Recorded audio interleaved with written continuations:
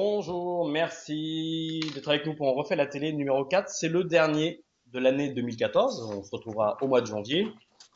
Et ce soir, pour nous accompagner, nous avons Jean-Charles avec nous. Salut, salut Jérôme, bonjour à tous. Passez une bonne semaine télé, Jean-Charles? Une bonne semaine télé, oui. C'est passé vite, il y a eu pas mal de... On a eu beaucoup Miss France. Ah oui, c'est vrai. Et Miss Monde même Et, aujourd'hui d'ailleurs. et Miss Monde aujourd'hui, ouais, c'est Miss Afrique du Sud d'ailleurs qui a gagné. Tout à fait. Elle est très très belle. Mais oui, une bonne semaine télé. Bon, alors on parlera entre autres des programmes de télé de Noël qui commencent déjà sur les chaînes. Ouais. On recevra un invité de marque. C'est le, on va dire le mystère des médias français qui n'est d'autre que Jean-Marc Morandini. On parlera aussi du documentaire que D8 va diffuser mardi 16 décembre en prime time, qui est sur la génération Club Dorothée. Je pense que ça doit te rappeler des souvenirs d'ailleurs, Jean-Charles. Ah, moi je suis en plein dedans, ouais. Voilà, tout à fait. Et puis, eh ben un peu tes coups de gueule et tes coups de cœur en fin d'émission. On commence tout de suite avec les programmes télé. Jean-Charles, qu'est-ce que tu attends toi des programmes de télé pour les fêtes de Ah, Noël? c'est toujours compliqué parce que d'une année sur l'autre, on sait très bien qu'on va avoir les mêmes programmes, les mêmes films, les mêmes bêtisiers. Mais, Absolument. mais malgré tout, on est toujours en attente de ça parce que je crois que c'est la période en fait hein, qui veut cette attente. C'est que on est en famille, on met plutôt la télé en fond et puis donc tout d'un coup on va regarder, on va voir un truc marrant et on va s'attarder dessus. Donc c'est vrai que on attend toujours la même chose et on est toujours, on va dire, satisfait des programmes de Noël.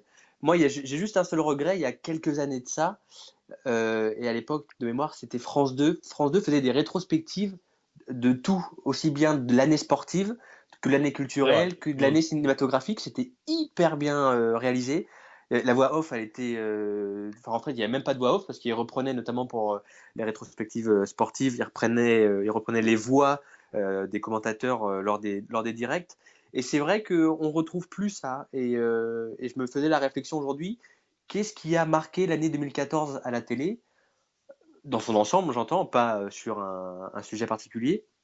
Et on a du mal, comme aujourd'hui on a accès à plein de choses avec la télé, Internet, la radio, enfin les différents supports, on a du mal à ressortir vraiment un fait particulier de l'actualité de la télé ou des médias en 2014. Donc je suis un peu déçu qu'on ne retrouve pas ces rétrospectives, mais voilà, Noël, oh, c'est tellement magique pour tout le monde que à la limite, il nous remettrait la grande vadrouille Mais c'est une ça, fois. mais non, non, mais tu rigoles, mais La Grande Vadrouille est prévue d'ailleurs, je crois que c'est dimanche prochain sur TF1 en prime time.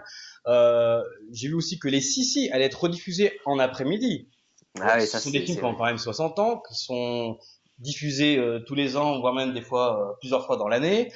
On se retape encore une fois de plus les mêmes programmes que ceux de 2013, 2012, 2011, Ah 2010, ouais, etc., ah, etc. même du 15e siècle, mais c'est vrai, enfin, sur si ça passe après-midi, je pense que c'est moins grave, parce que même si on est sur une période de fête, il y a encore pas mal de personnes qui sont au boulot. Mais c'est vrai que pour la Grande Vadrouille, bon, justement, je pense que la période de Noël serait assez propice à avoir des nouveautés. Voilà, peut-être passer des choses qui ne Bah sont oui, pas tout à fait. passées, voir si ça marche. Si ça marche pas, eh bien l'année d'après, on la remettra pas. C'est pas grave.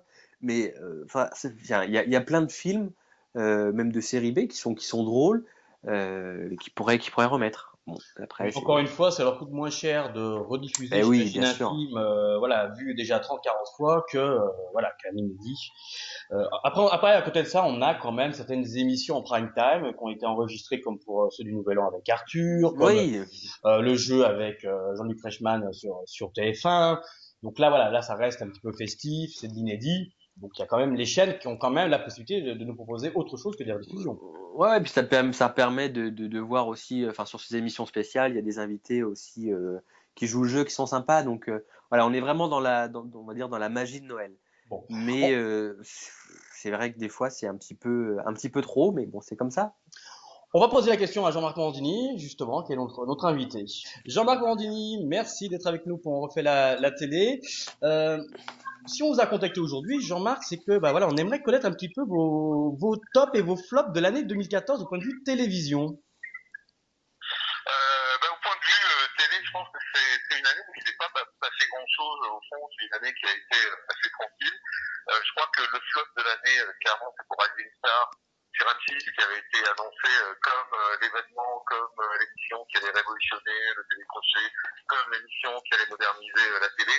Et je crois qu'au final, on s'est retrouvé avec une émission qui était un peu plan-plan, sans grand intérêt, qui était un peu déjà vue, avec des candidats qui n'avaient pas forcément tous beaucoup de talent, avec une mise en scène qui n'était pas à la hauteur de ce qu'on nous avait annoncé. Donc voilà, donc je suis un peu déçu par la façon dont tout cela nous avait été vendu. Je pense que l'un des vrais problèmes aussi, c'est que ça a été très survendu par M6 et que du coup, quand on s'est retrouvé face à la réalité qui était plutôt moyenne, voilà, c'était beaucoup moins intéressant que ce qu'on nous avait promis. Pourtant, l'émission était assez innovatrice. Leur système de vote avec le mur qui devait soi-disant se lever, quand ça marchait, parce que ça marchait pas toujours. Je pense que le mur était la bonne idée, mais en fait, on fait pas une émission avec un mur.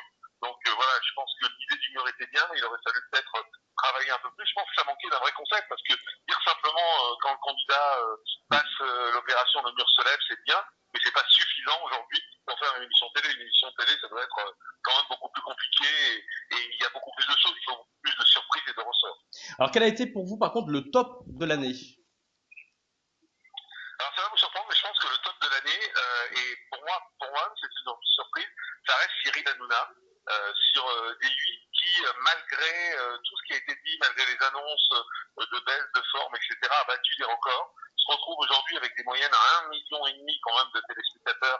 Alors qu'on pensait belle performance. on pensait qu'il ne pourrait jamais dépasser le million, et c'est vraiment assez scotchant en fait de voir à quel point il réussit, il continue à faire ça.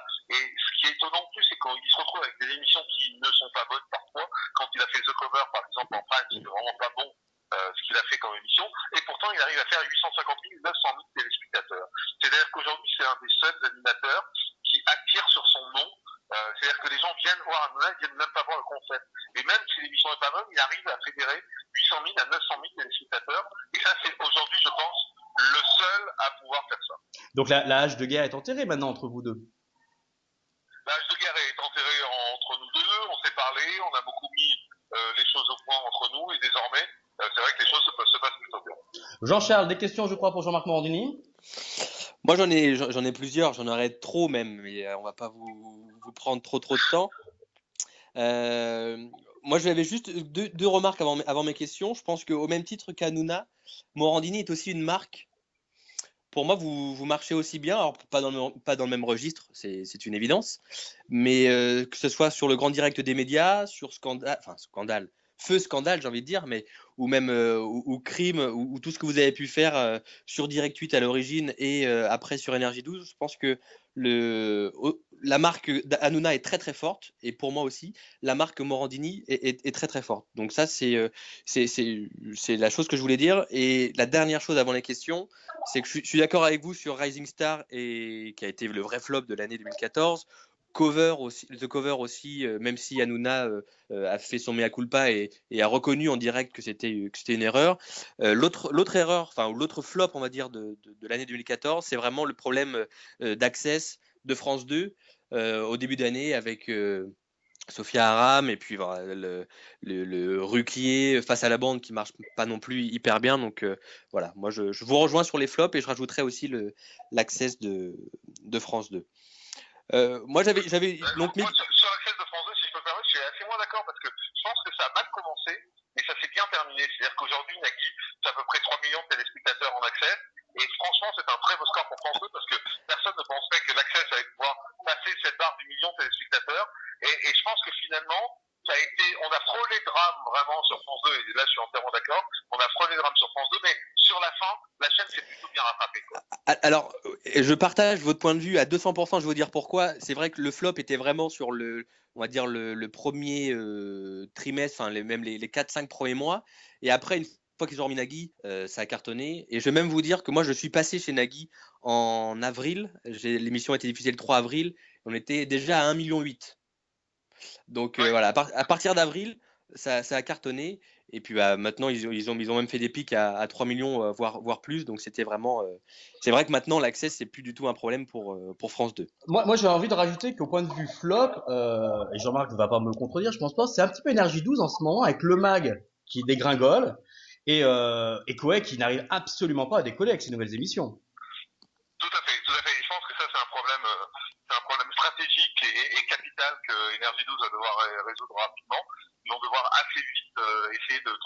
attention à ça, parce que ça devient dramatique et ça marque aussi la fin d'une époque, la fin sans doute de la télé-réalité également.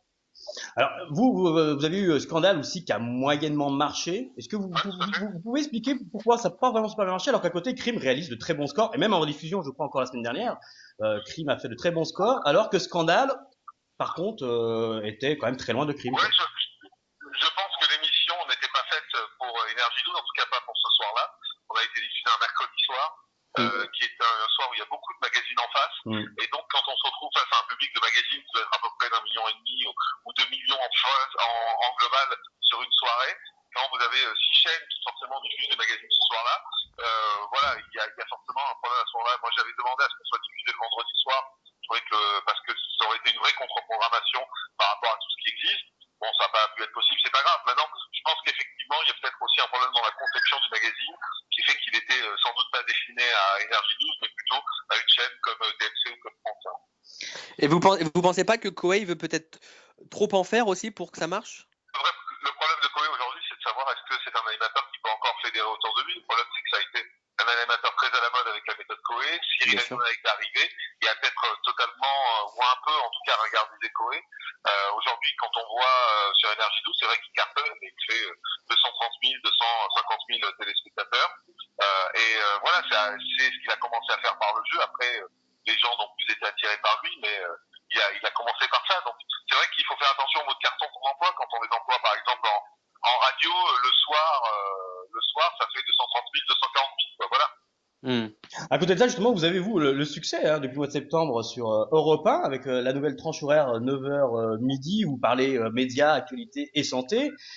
C'est une surprise pour vous, cette réussite pour le début d'année? Alors moi j'y croyais forcément parce que quand je fais une émission, c'est pas pour ne pas y croire. Donc le rallongement de la partie actu et de la création de la santé, c'est les deux choses auxquelles je croyais vraiment. Maintenant, je pensais que ça mettrait un peu plus de temps pour prendre. Je pensais pas que dès le premier sondage, c'est-à-dire au bout de seulement 2 mois, on se retrouverait avec une très forte hausse des audiences.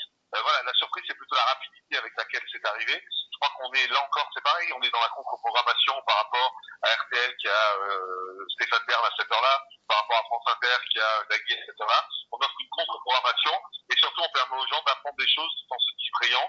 Et puis on a de vrais débats d'idées, de vrais débats de fond et ça reste capital et important. Une dernière question avant de vous laisser, Jean-Marc. C'est vous êtes en préparation aussi d'une nouvelle émission pour Énergie 12, 99 heures. Comment ça avance? Ça avance bien, c'est une émission de reportage, donc c'est un peu compliqué parce que ça prend du temps à faire, mais pour vous donner un petit scoop avant la fin de l'année, je peux vous dire qu'on réfléchit même sur une deuxième émission qui serait plutôt une émission de plateau pour les prochaines semaines. Oh, bon, alors hâte de voir ça. Jean-Marc Morandini, merci beaucoup d'avoir été avec nous. Bonne fête de fin d'année. Merci beaucoup. À très bientôt. Et puis, on rappelle, vous étiez en direct de Valmorel ce soir, puisque demain, toute l'équipe de Europe 1 du Grand Direct des médias sera en direct. Exactement. Et bonne fête à tous alors.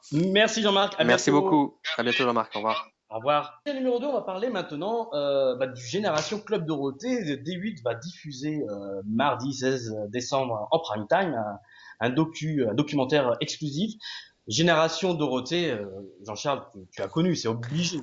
Moi, je suis en plein dedans. J'ai grandi avec le Club Dorothée où à la fin du générique, il y avait tous les prénoms des gamins qui avaient la carte du Club Dorothée ou quand c'était les anniversaires, c'était ça.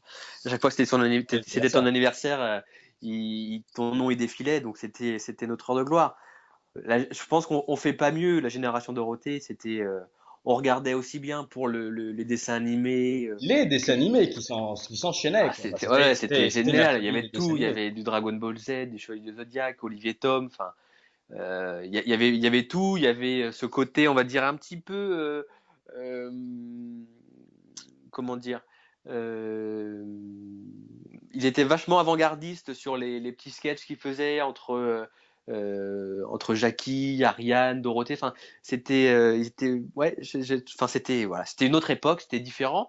Même si aujourd'hui on retrouve des dessins animés qui peuvent être comparés. Je prends Dragon Ball Z, il y a les Naruto ou des choses comme ça. Mais c'est le contenu quand même globalement des émissions de jeunesse n'a rien à voir.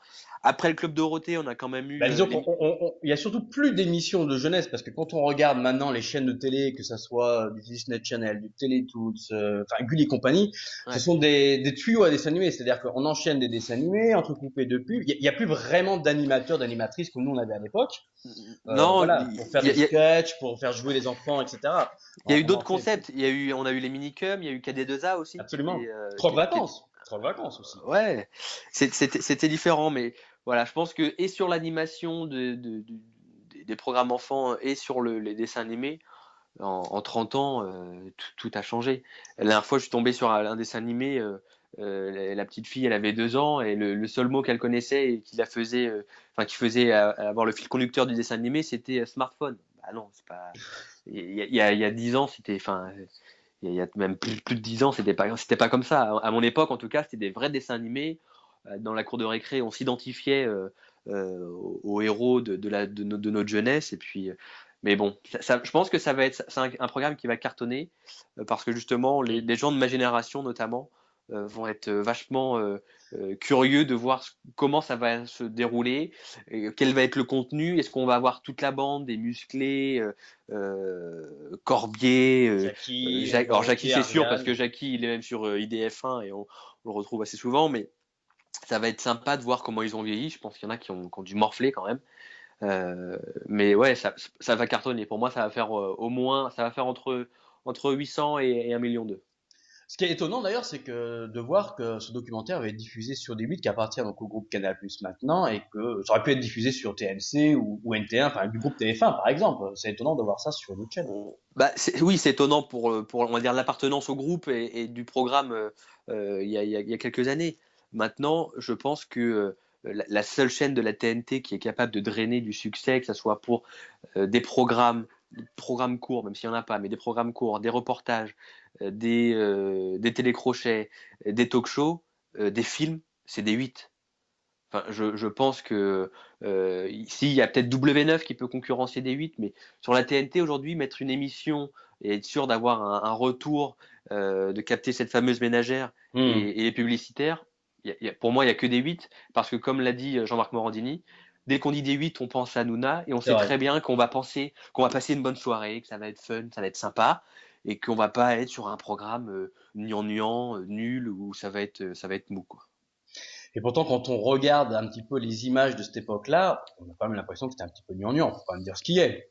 Ah bah c'est complètement c'était complètement gnangnan, mais c'était la génération qui était comme ça. Il y avait ça, il y avait le club Dorothée, on avait les filles d'à côté, on avait enfin tous les programmes de cette période-là, c'était gnangnan. Mais parce qu'à l'époque, on était mature moins rapidement, on avait envie de rester dans cette jeunesse, et aujourd'hui, je pense que on rediffuserait les musclés, que ça soit sur n'importe quelle chaîne, ça marcherait pas. Ça marcherait pas.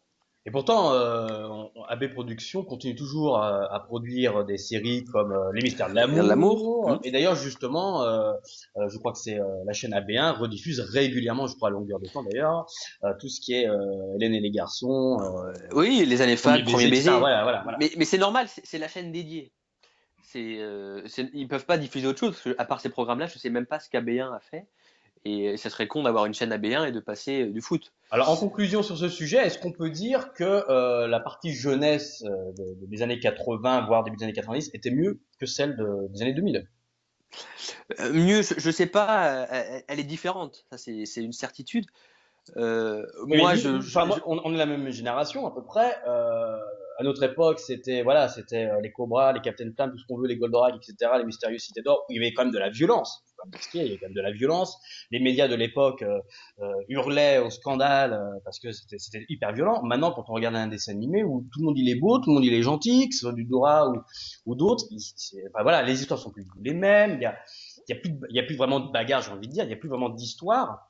Et donc, on se demande si les jeunes de maintenant, bah voilà, sont pas un petit peu aseptisés à regarder des dessins animés un peu sans grand vraiment intérêt, où on dit toujours que bah voilà, on est tous gentils entre nous, alors que c'est pas vrai. Faut pas dire que dans la vie, il y a des choses.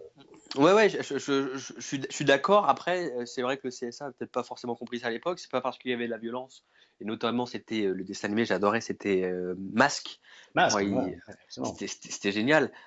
J'ai pas l'impression que quand je vois ma bande de potes, on regardait tout ça, qu'on est mal tourné. Bah oui. Donc après, c'est différent. Aujourd'hui, les dessins animés sont vraiment, j'ai l'impression, les petits frères des dessins animés, des films d'animation en tout cas. De Cars, ils ont un filon, ils l'exploitent Hmm. à fond. Bon, après, c'est vrai que je pense aussi qu'avec Internet, maintenant, on a la possibilité de retrouver les dessins Absolument. animés du passé et de passer toujours des bons moments. Absolument. On va finir cette dernière émission de l'année 2014 avec bien sûr les coups de gueule et les coups de cœur. Donc Jean-Charles, allez, on commence peut-être par un petit coup de gueule. Le petit coup de gueule, j'en ai pas trop. On va dire que j'ai passé quand même une bonne semaine de télé. Si, le coup de gueule, il est récent. Ça va être hier soir, les Energy Music Awards. Voilà. Bon. Pourquoi? À la Je- présentation, l'animation, non? Qu'est-ce Ah qui... non, non, la présentation, enfin Nikos, Nikos m'a... voilà, Ouais. il est crédible, c'est le taulier, quoi. Hein. Hmm. Il est hyper légitime, il connaît tout le monde, il parle anglais. Enfin, voilà, il assure. C'est pas forcément sur Nikos, c'est plus sur la réalisation. Et là, Nikos, il a pas forcément, je pense, son mot à dire ou les invités. Enfin, voilà, je pense que les Américains, quand ils regardent ça, ils doivent bien rigoler par rapport à leur remise de prix. Oh, il y avait du show quand même. Enfin, Ouais, il y a du show, mais ça sent, il manque, voilà, il y a des petits problèmes de réglage de temps en temps. Le son est pas forcément bon. Zaz, voilà, c'est faut qu'elle Zaz. arrête. Ouais, c'est Zaz, faut qu'elle arrête la chanson, je crois, à un moment donné. Mais voilà, c'est mon coup de gueule. Alors c'est un semi coup de gueule, hein, parce que voilà, Nikos est pour le succès de cette émission à 50-50, même si dans les audiences, ça a encore baissé. Hein, ils sont en tête, mais ça a encore baissé. Donc voilà, ça Mais c'est là mon coup encore, de je gueule. pense que au fil des années, ça cible quand même les jeunes essentiellement, enfin les Ouais, bien ados. sûr, Quand on voit les bien sûr. résultats entre M. Pokora, entre Black M, du Black M, Kenji, enfin, enfin, déjà c'est des c'est- programmes tout à fait type qu'on écoute sur Énergie de toute façon, et ça ah cible bah c'est vraiment sûr. les ados quoi. One Direction, Alors enfin il y a un petit c'est scandale qui a été révélé aujourd'hui, entre autres d'ailleurs sur le blog de Jean-Marc Morandini,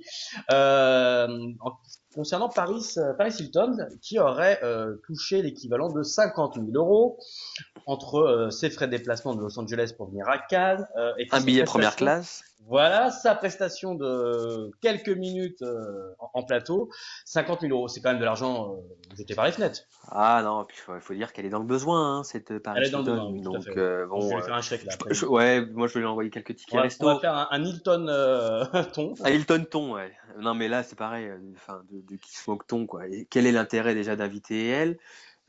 Si l'intérêt il est pour TF1, il est de faire de l'audience. Bien sûr. Mais je suis même pas sûr que les jeunes qui écoutent One Direction, Black M, Matt Pokora, ils aient envie de la voir. Enfin voilà, des fois c'est effectivement, je pense que c'est de l'argent jeté par les fenêtres. C'était ton coup de gueule. Ouais, c'était mon coup de gueule, Un petit coup de cœur vraiment. alors pour finir. Ah ouais, j'ai découvert, c'est un coup de cœur sur un animateur, enfin plutôt un chroniqueur. Alors ce n'est pas moi, même si j'aurais pu faire un coup Ça viendra, ça de viendra, cœur sur moi, mais ça viendra. j'ai découvert, je crois que c'est Jean-Baptiste Goupil qui fait des reportages sur beIN Sport le Mhm. dimanche dans l'Expresso. La dernière fois, je l'ai découvert sur un reportage sur le sport du trampoline. Enfin, c'est plus que du trampoline, mais et j'ai trouvé ça vraiment très frais. C'est bien écrit, c'est bien joué, c'est drôle, c'est actuel. Et franchement, j'ai vraiment beaucoup rigolé, beaucoup d'autodérision.